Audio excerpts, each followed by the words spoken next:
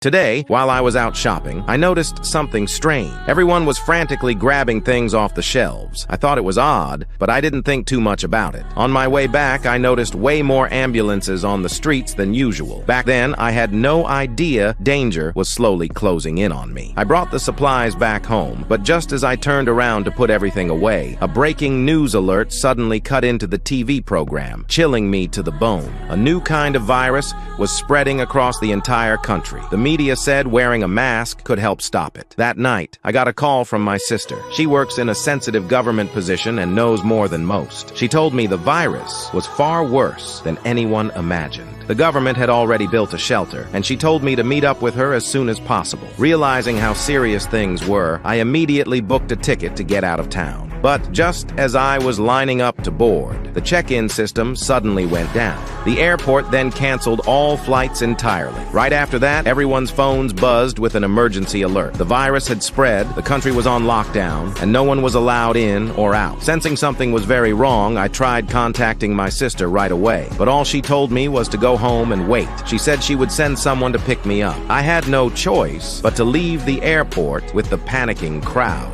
But the roads were already blocked. Seeing that, I had to ditch my car and walk home. But the moment I reached my neighborhood, I saw soldiers everywhere. They were restraining someone and dragging him toward an armored truck. That's when it hit me. My neighbor had been infected. My urge to escape the town grew even stronger. But the next day, my sister brought even worse news. The virus was spreading much faster than expected. She warned me to stay far away from the quarantine zones. The more crowded a place was, the deadlier it became. She told me to wait until that whole area was abandoned before she came for me. Realizing it would take time before any rescue came, I decided to head to the store and stock up on more supplies. But when I got there, the shelves were almost completely bare. Even the food that had fallen on the floor had already been snatched up. I had just picked up a loaf of bread when an old man yanked it right out of my hands. Helpless, I only managed to find a few leftover crackers. But just as I was about to leave, I saw an injured police officer stumble into the store and lock himself inside. Before I could figure out what was happening, I saw another officer get attacked by an infected person. My instincts told me to step in.